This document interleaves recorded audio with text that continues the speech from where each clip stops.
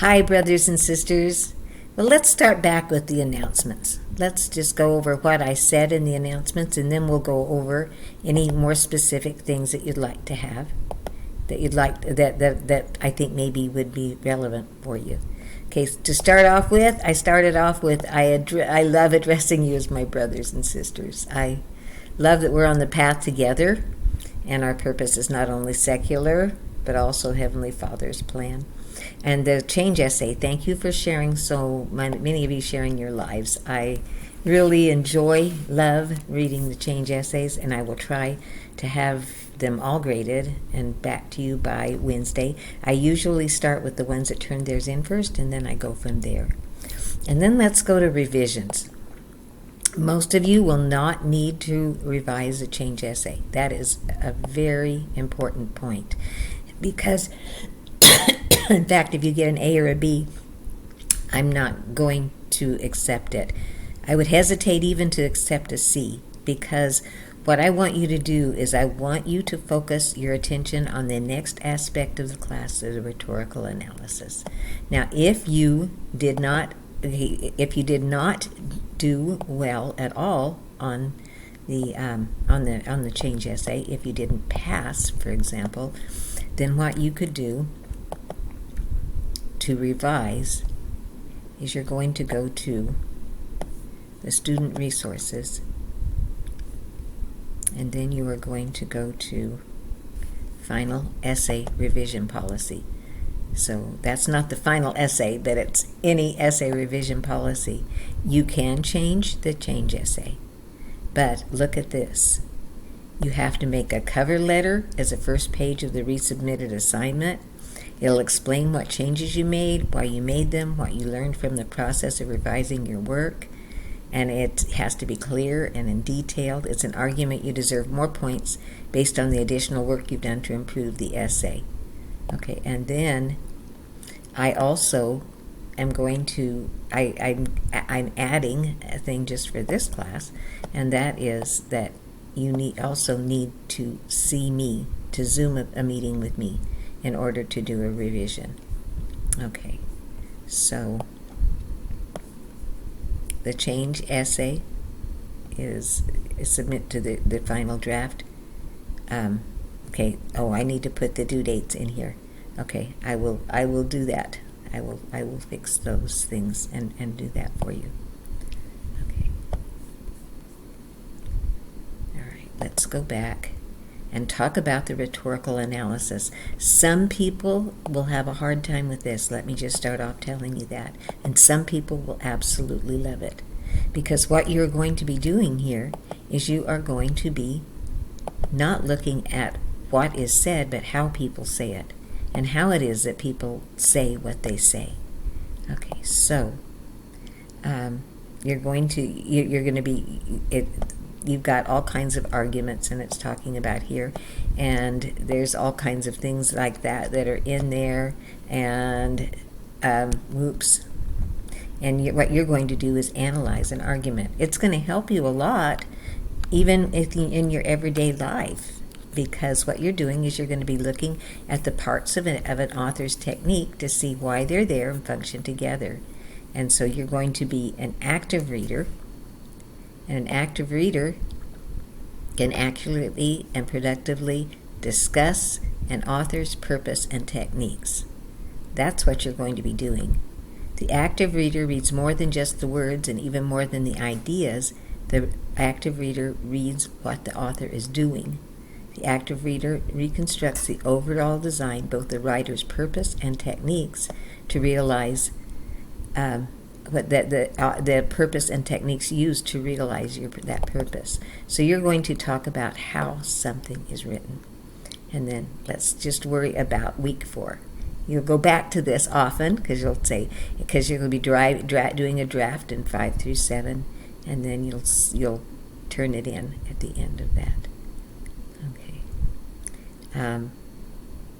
Okay, so let's go ahead and go to week 4. Week 4, you're going to select a famous speech from the list that we gave you. You can't pick a different one. It's got to be this one. And then complete a worksheet where you record your first impressions. study the context in which the speech was delivered, and identify some rhetorical devices in the speech. So the submitted worksheet. Okay, we'll keep on going with this then.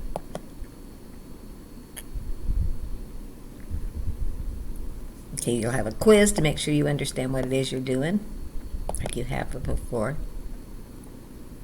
And this one, this is so awesome. Mr. Rogers and the Power of Persuasion. Watch him. People who are not in this country probably are not familiar with Mr. Rogers, but he was a very famous and sweet man who did a children's show all the time my kids were growing up. And you will be able to tell how he feels very strongly about things by the way he talks. And then you can look at the transcript. But you will. It is fantastic. It really is great.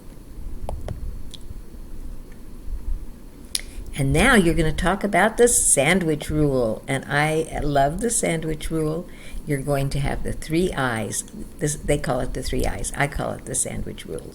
Okay, because you're going to integrate. Okay, and it'll talk to you about how to introduce sources.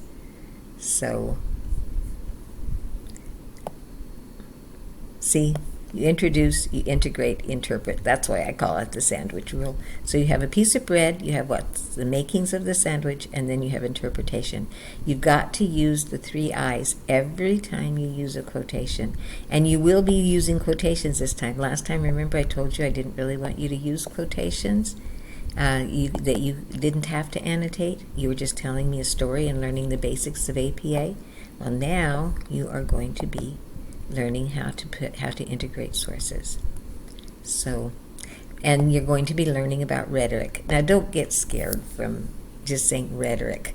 Okay, rhetoric is just how things are written. Okay, and it's a techniques or said. It's a techniques that people use to convince somebody of something or another. And this article you're going to love. Backpacks versus briefcase. Yeah, so you're going to annotate it the way you did, and remember that you're going to need to do 2 comments and per page, and you're going to have to also ask questions. Remember that, just like you did with the other one. So the highlighting and marking, the questions, thoughtful questions, comments and connections, and that will get you it. And then you're going to figure out the speech. Now, look at this approved list that you've got here. You have lots and lots and lots of ones to choose from. You've got people who were Nobel Prize winners, German political science people, professor at Harvard. Lots of people choose this one. It's a cute one. They've got presidents of the United States. They've got poet laureates. They've got lead singers of rock bands. They've got Black Panther guy. They've got English teachers. They've got Donald Trump, Fred Rogers, who I told you about. Another president, George Bush, John F. Kennedy, J.K. Rowling, if you liked Harry Potter, you've got all those. Look at all of these. Toni Morrison, absolutely beautiful author. Anyway, so Ursula Le Guin, that one, I love hers. So there's just lots and lots and lots of people to choose from. So choose one of them, read maybe 2 or 3, and see which one of them you think you can analyze better. Don't do it just from the person it is, but look at the kind of things, and because you will have looked at the rhetorical analysis kind of idea, and so you can look at who they were talking to, why they were saying it, when it was, so that you can do that. And then you're going to have the speech context. You're going to be doing this. You're just going to be doing what your first reading was and what you think the rhetorical situation is. You're going to have to do a little bit of outside research from this. Figure out who this person is. And Wikipedia is fine to use for this one. Who's the audience? Maybe looking at that. The purpose. Why are they writing it? What's the author's tone? What's the time setting? Is it long, long time ago? What's the stance? What are they trying to tell us? Ethos. You're going to learn about ethos this time, which is like, I usually think of that as ethical. It means is the person ethical? Do they show that they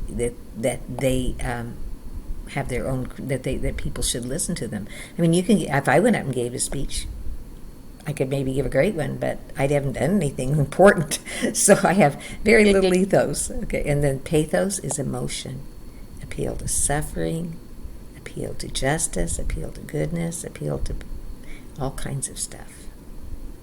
And then the logic. Okay, so what makes sense? Clear structure, guiding questions. So you're going to be looking for all of that. You've got really quite a bit to do this week.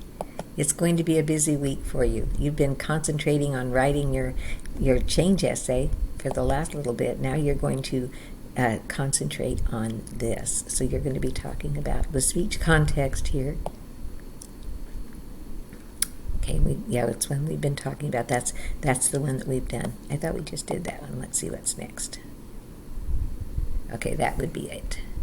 All right, so I think that should have fun with this. I don't get too freaked out. Sometimes people do get a little bit freaked out because it's a different way, because you're learning to talk about how something is written rather than what is written. The main mistake people make in this essay is analyzing what is said, and that's not what you're doing. You're analyzing who said it, the context behind it, whether or not they use logos, pathos, ethos, the rhetorical situation. That's what you're going to be looking at this time. Not necessarily what is said, but how it is said. So I hope this helps you. I've noticed that maybe 4 or 5 of you, I've noticed, go on YouTube to check this out.